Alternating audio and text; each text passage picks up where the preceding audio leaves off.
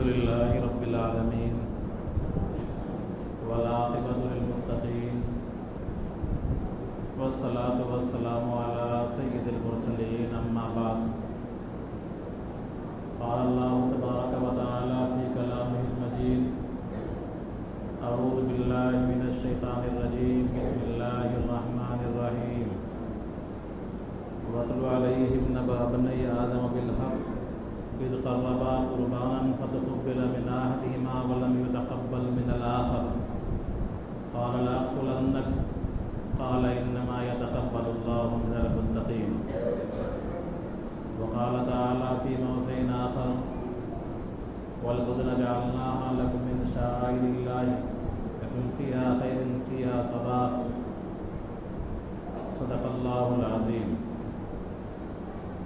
وقال النبي صلى الله عليه وسلم ما عمل ابن آدم من عمل يوم النهر أحب إلى الله من إحراق الدم وإنه ليأتي يوم القيامة بقرونها وأشعارها وأصلافها وإن الدم ليطأ بمكان من الله قبل أن يقع بالأرض فطيبوا بها نفسا أو كما قال عليه الصلاة والسلام. محترم بزرگوں، عزیز ساتھیوں، آج ذی الحجہ کی 2 تاریخ ہے اور کل کے بعد کا جو سنیچر ہوگا اس سنیچر کو انشاءاللہ پورے ملک میں عید الاضحیٰ کا تہوار منایا جائے گا. عشرہ ذی الحجہ شروع ہے، چل رہا ہے. گزشتہ ہفتے آپ حضرات کے سامنے عشرہ ذی الحجہ کی فضیلت کے تعلق سے بات آئی تھی.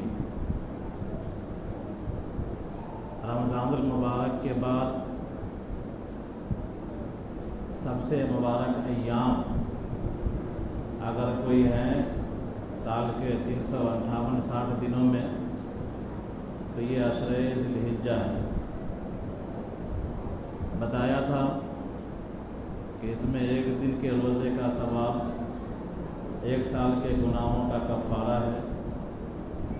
اور عرفہ کے روزے کا ثواب 1 سال پیچھے اور 1 سال آگے کے گناہوں کا کفارہ ہے.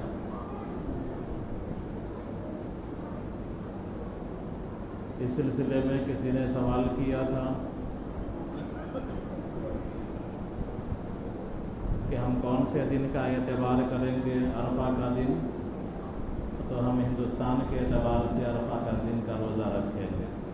عرب کے اعتبار سے نہیں. وہاں 1 دن پہلے ہو جاتا ہے، یہاں کا 8 ہوگا تو وہاں کا 9 ہوگا، وہاں کے اعتبار سے نہیں. یہاں کے اعتبار سے جو 9 تاریخ ہوگی ہمارے لیے وہی یوم عرفہ ہے، وہی عرفہ کا دن ہے. روزوں کا اہتمام کرنا چاہیے. بتایا تھا تکبیر تشریف کا اہتمام کرنا چاہیے، چلتے پھرتے پڑھتے رہنا چاہیے. اللہ اکبر اللہ اکبر لا الہ الا اللہ اللہ اکبر وللہ الحمد. اس کے پیچھے کی تاریخ بھی بتائی تھی. 8 تاریخ سے حج کا عمل بھی شروع ہو جائے گا. تمام حجاج تقریباً پہنچ گئے اور بہت ساری چیزیں وارد ہوئی ہیں اس حج میں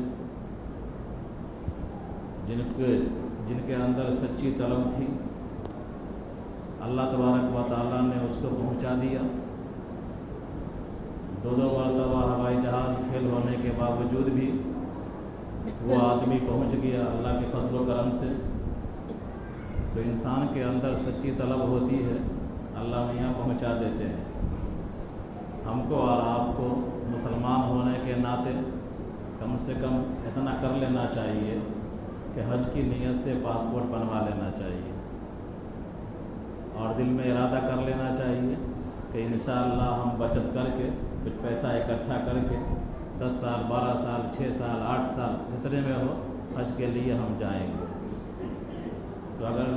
پاسپورٹ بنوا لیں گے حج کی نیت سے، اسی دن سے آپ کو ثواب ملنے لگے گا. کہتے ہیں کہ بھائی نیت کیجئے، جماعت میں جاتے ہیں، چلہ 4 مہینہ جوڑ ہوتا ہے، اجتماع ہوتا ہے، تو کہتے ہیں ارادہ کیجئے، ارادے میں نام لکھائیے۔ ارادہ اس لیے کیا جاتا ہے کہ اس امت کے ارادے پر بھی اللہ اجر دیتے ہیں اور ثواب دیتے ہیں۔ تو ہم لوگوں کو پاسپورٹ بنا کر کے ارادہ کر لینا چاہیے حج کا۔ اللہ تعالی ہم سب کو توفیق عطا فرمائے۔ خیر، جب سے انسان اس دنیا میں آباد ہے تبھی سے قربانی کا سلسلہ بھی شروع ہے، اور سب سے پہلی قربانی جو روئے زمین پر اللہ کے حضور پیش کی گئی تھی، بارہا آپ نے سنا ہے کہ وہ آدم علیہ السلام کے 2 بیٹے حضرت حابیل اور قابیل، ان دونوں کی قربانی تھی۔ ان دونوں کی قربانی کا ذکر اللہ تبارک و تعالیٰ نے کیا ہے، جو آیت میں نے پڑھی ہے، وَاتْلُ عَلَيْهِمْ نَبَأَ ابْنَيْ آدَمَ بِالْحَقِّ، کہ اے نبی کریم صلی اللہ علیہ وسلم ان اہل کتاب کے سامنے، ان یہودیوں کے سامنے، ان عیسائیوں کے سامنے، ان اہل کتاب کے سامنے آدم کے دونوں بیٹوں کا واقعہ بیان کیجیے۔ اذ قربا قربانا، جبکہ ان دونوں نے قربانی پیش کی، فتقبل من احدہما ولم یتقبل من الآخر، ان میں سے ایک کی قربانی مقبول ہوئی، دوسرے کی قربانی مقبول نہیں ہوئی۔ قال لأقتلنک، جس کی قربانی قبول نہیں ہوئی تھی اس نے کہا اس کو جس کی قربانی قبول ہو گئی تھی، لأقتلنک، میں تمہارا مرڈر کر دوں گا، تم کو قتل کر دوں گا۔ قال انما يتقبل الله من المتقین، اس نے کہا جس کی قربانی قبول ہو گئی تھی کہ اللہ تبارک و تعالی متقیوں کی قربانی قبول کرتا ہے، تقوی اختیار کرنے والوں کی قربانی قبول کرتا ہے۔ جب سے انسان آباد ہے دنیا میں، قربانی کا سلسلہ شروع ہے، اور جب سے انسان قربانی کر رہا ہے، اللہ نے حابیل کی زبانی اعلان کروا دیا کہ قربانی کی مقبولیت کے لیے تقوی شرط ہے۔ انما یتقبل اللہ من المتقین، اللہ تقوی اختیار کرنے والوں کی قربانی کو قبول کرتا ہے۔ تاریخی روایتوں کے اندر آتا ہے، تفسیری روایتوں کے اندر آتا ہے کہ حابیل نے جو قربانی کی تھی، پیش کی تھی، وہ مینڈھا تھا، اور قابیل نے جو قربانی پیش کی تھی وہ اشیاء تھی اناج، اب وہ بھی 3rd کلاس اناج تھا، جس کو عرف عام میں آپ کہتے ہیں بڑی بکری اللہ کے نام۔ تو وہ سب خراب اناج تھا، ردی قسم کا اناج تھا، اس نے وہ قربانی پیش کی تھی۔ اور حابیل نے مینڈھا پیش کیا تھا، تر و تازہ فروا مینڈھا پیش کیا تھا۔ اوپر سے آگ آئی، اس زمانے کا دستور یہی تھا کہ لوگوں کو پتہ چل جاتا تھا کہ ہمارا صدقہ، ہماری قربانی، ہمارا نذر و نیاز قبول ہوا یا نہیں، اس لیے کہ اوپر سے آگ آتی تھی اور جس کی اشیاء کو جلا دی، یہ سمجھ میں آ جاتا تھا کہ اس کی قربانی قبول ہو گئی۔ تو آسمان سے آگ آئی اور اس نے مینڈھے کو جلا دیا، اور جو اناج تھا قابیل نے جو رکھا تھا تو وہ اناج اسی طرح پڑا کا پڑا رہ گیا۔ مینڈھے کی قربانی قبول ہو گئی، حابیل کی قربانی قبول ہو گئی۔ اور اسی میں جب اس نے دھمکی دی قتل کرنے کی کہ میں تمہیں قتل کر دوں گا، تو آگے دوسرا مکالمہ ہے کہ اگر تم میری طرف ہاتھ بڑھاؤ گے قتل کرنے کے لیے، میں تمہاری طرف ہاتھ نہیں بڑھاؤں گا، وہ الگ معاملہ ہے۔ لیکن آگے ہے انما یتقبل اللہ من المتقین، کہ اللہ تبارک و تعالیٰ دلوں کو دیکھتا ہے، اور جس کا دل سیدھا ہوتا ہے، جس کے دل کے اندر خوف خدا ہوتا ہے اور اللہ کی رضا کے لیے قربانی پیش کرتا ہے، اللہ تعالیٰ اسی کی قربانی کو قبول کرتا ہے۔ یہ انسانی تاریخ کی پہلی قربانی تھی۔ اس کے بعد مختلف قومیں دنیا کے اندر آئی، مختلف ادیان دنیا کے اندر آئے، لیکن قربانی کی جو لاجک تھی اور جو اللہ تبارک و تعالیٰ نے قربانی کا طرز انسانوں کو سکھایا تھا، انسانیت اس راہ سے بھٹک گئی۔ اور جو قربانی کا عمل حابیل سے شروع ہوا تھا، جانوروں کی قربانی کا، ایک طبقے نے جانوروں کی قربانی کو تو لیا، لوگ قربانی کرتے رہے اللہ کو خوش کرنے کے لیے، اللہ کی رضا کو پانے کے لیے، لیکن یہ جاندار کی قربانی کا سلسلہ آگے بڑھتے بڑھتے انسانوں کی قربانی تک پہنچ گیا۔ مختلف قومیں دنیا کے اندر آئیں، جس نے اپنے دیوی دیوتاؤں کو خوش کرنے کے لیے انسانوں کو بلی دینا شروع کر دیا، انسانوں کو قربان کرنا شروع کر دیا، چاہے وہ تہذیب یافتہ دنیا کے لوگ ہوں یا قبائل کے لوگ ہوں، آدیواسی ٹائپ کے لوگ ہوں، جنگل میں رہنے والے لوگ ہوں۔ تمام کی تاریخ میں پایا جاتا ہے کہ جانوروں کی قربانی کو چھوڑ کر کے لوگ انسانوں کی قربانی کی طرف بھی آ گئے۔ مصر کے اندر، جو کہ تمدن یافتہ شہر تھا مصر،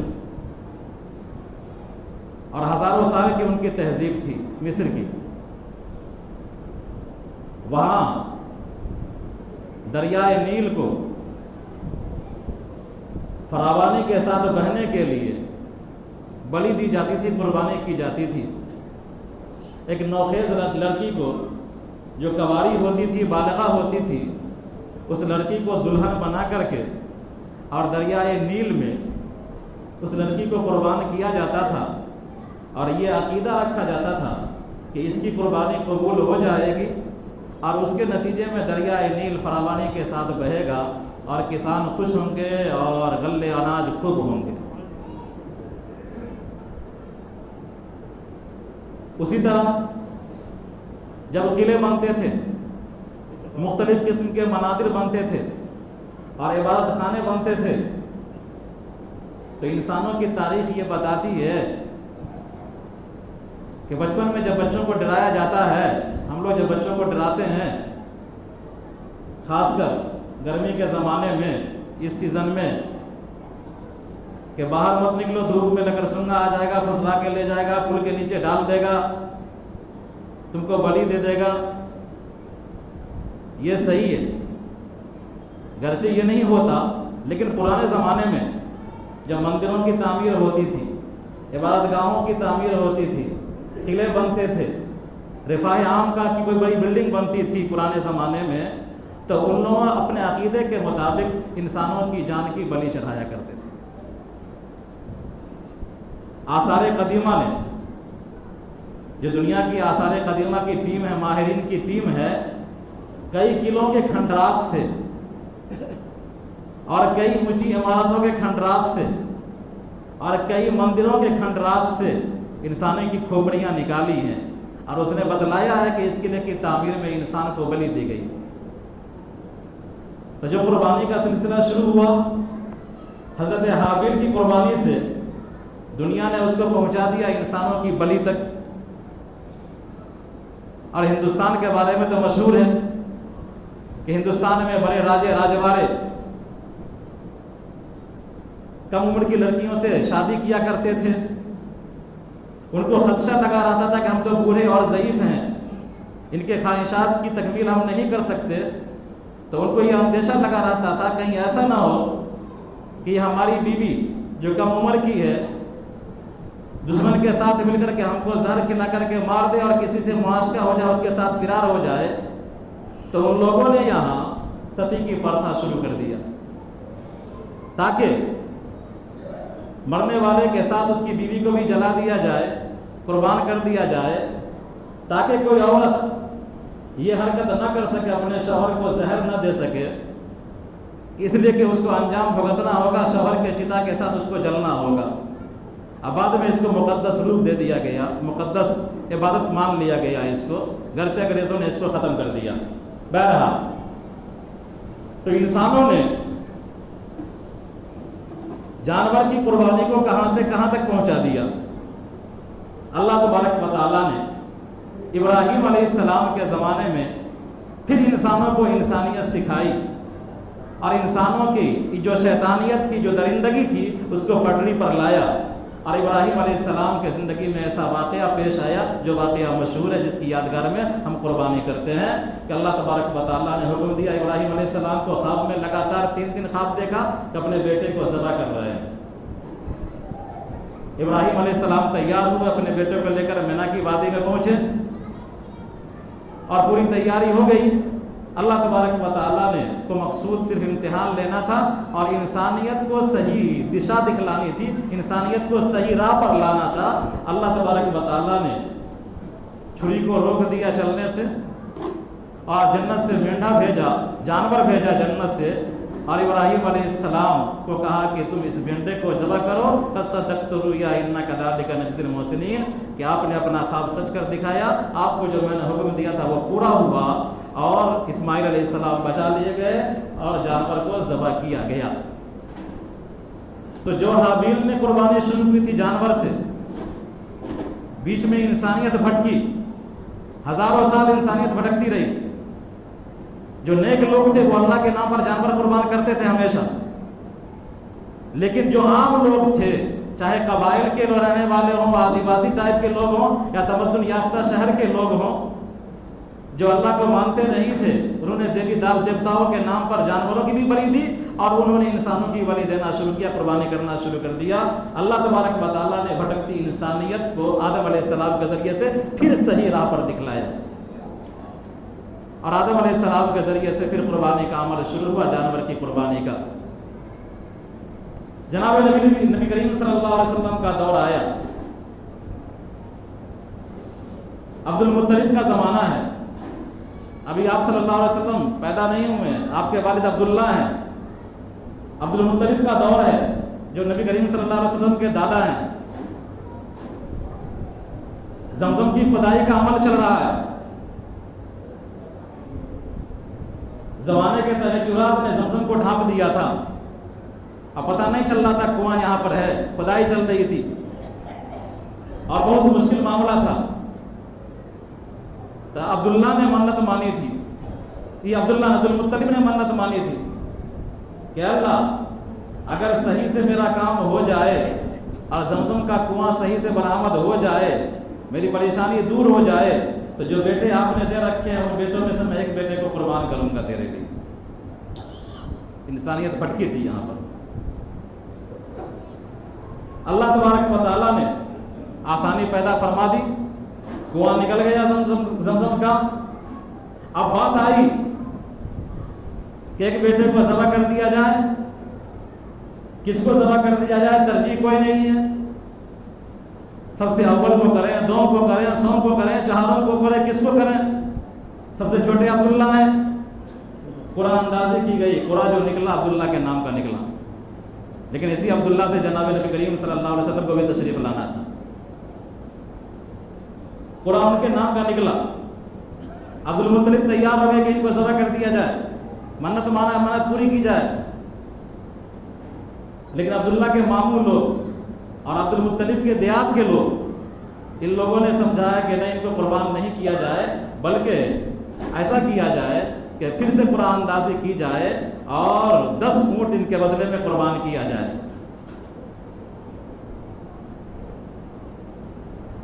10 اونٹ کا قرآن، عبداللہ کا قرآن، پھر قرآن اندازی کی گئی،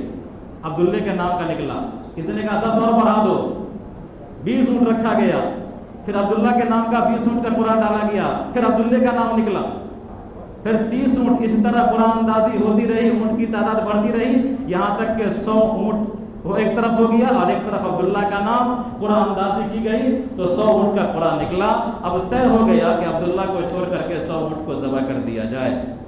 فدیے کے طور پر۔ اس لیے جناب نبی کریم صلی اللہ علیہ وسلم کے بارے میں آتا ہے، روایت گرچہ ضعیف ہے، انا ابن الذبیحین، میں 2 ذبیح کا بیٹا ہوں، 2 ایسے شخص کی نسل سے ہوں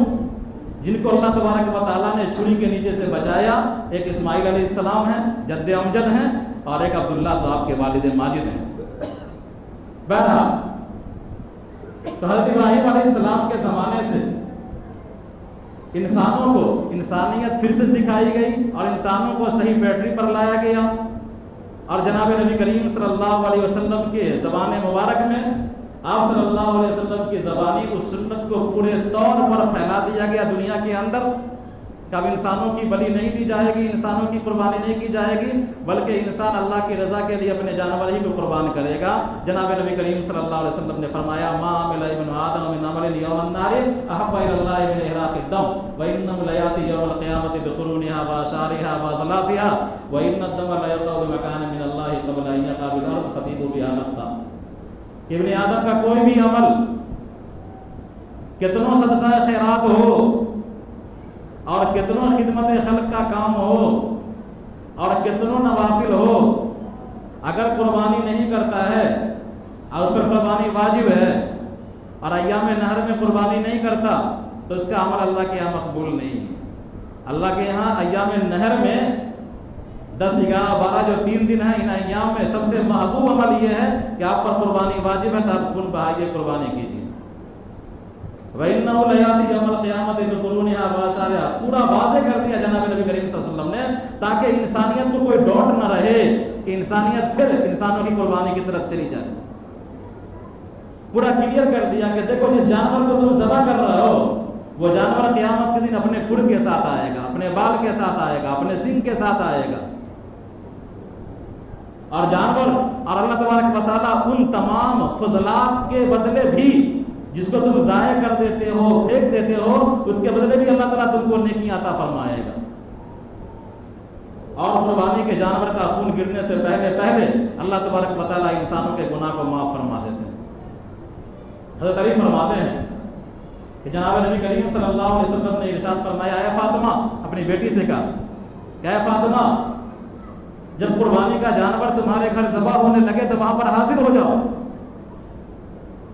حضرت فاطمہ کو نصیحت کیا کہ قربانی کا جانور ذبح ہو رہا ہو تو وہاں پر تم حاضر ہو، اس لیے کہ اس کا قطرہ گرنے سے پہلے خون کا قطرہ گرنے سے پہلے تمہارے گناہ معاف کر دیے جائیں گے۔ اور آگے فرما دیا کہ جانور کے جو فضلات ہیں، جانور کے سینگ ہیں، جانور کے کھور ہیں، جانور کے بال ہیں، جانور کے گوبر ہیں، جو فضلات ہیں، اللہ تبارک و تعالیٰ اس کے بدلے میں بھی 700 گنا اجر عطا فرمائے گا تم کو۔ تو اس حدیث کا خلاصہ اور لب لباب یہ ہے کہ اپنے جانور کو شوق اور بشاشت کے ساتھ قربانی کرنا چاہیے۔ اگر گھر کے اندر محرم لوگ قربانی کر رہے ہیں، عورت وہاں پر جا سکتی ہے تو اپنے جانور کی قربانی کے پاس وہاں پر رہنا چاہیے۔ عورت، مرد ہیں، آپ قربانی کروا رہے ہیں، آپ کے نامی قربانی اپنے جانور کے پاس رہیے۔ جناب نبی کریم صلی اللہ علیہ وسلم نے حضرت فاطمہ کو حکم دیا، یہ نہیں کہ ہمارا ہاتھ الاؤ نہیں کرتا، ہمارا کلیجہ برداشت نہیں ہوگا، کیسے وہاں پر ہم رہیں گے؟ نہیں، آپ کو رہنا چاہیے۔ اور اس لیے رہیے کہ جناب نبی کریم صلی اللہ علیہ وسلم اپنے بیٹی سے کہا رہنے کے لیے، ہم کیوں نہیں رہیں گے وہاں پر؟ اللہ تعالیٰ اس پر بھی آپ کو اجر عطا فرمائے گا، آپ کو ثواب عطا فرمائے گا۔ قربانی کے جانور سے گھن محسوس مت کیجیے، محبت کی نگاہ سے اس کو دیکھیے، اس کو کھلائیے پلائیے محبت کی نگاہ سے۔ اللہ تبارک و تعالیٰ ہم سب کو خوش اسلوبی کے ساتھ، اور اللہ تبارک و تعالیٰ ہم تمام لوگوں کو اپنی رضا کے لیے اپنے جانوروں کو قربان کرنے کی توفیق عطا فرمائے، اور ہر خرافات سے، ہر واہیات سے ہم کو ہماری حفاظت فرمائے۔ اور بطور خاص ملک کے حالات خراب ہیں، جانور زندہ ہو یا مرا، خاص کر بڑے جانور، ان کی تصویر ایک دوسرے کو شیئر نہ کیجیے۔ خریدنے کا زمانہ چل رہا ہے آج کل، بیٹا بمبئی سے فون کر رہا ہے کہ ابا تگڑا جانور لیجیے گا، اور یہاں سے ویڈیو کال کر کے دکھلا رہے ہیں یا فوٹو بھیج رہے ہیں کہ یہ جانور ہم لے رہے ہیں تمہارے لیے 55,000 میں، 50,000 میں، 40,000 میں، یہ جانور ٹھیک ہے؟ تو یہ عمل غلط ہے، ہو سکتا ہے کہ آپ زد میں آ جائیں کبھی۔ اس لیے جو قانون کی نگاہ میں اچھا نہیں ہے، خطرہ ہے، اس سے بچنا چاہیے آپ کو، اسی میں اللہ کی رضا بھی ہے۔ لہذا تصویر بازی سے جانور خرید، زندہ جانور ہو یا مردہ جانور ہو، اس کی تصویر بازی سے اجتناب کریں۔ اللہ تبارک و تعالی ہم سب کو حسن عمل کی توفیق عطا فرمائے۔ ربنا تقبل منا انک انت السمیع العلیم۔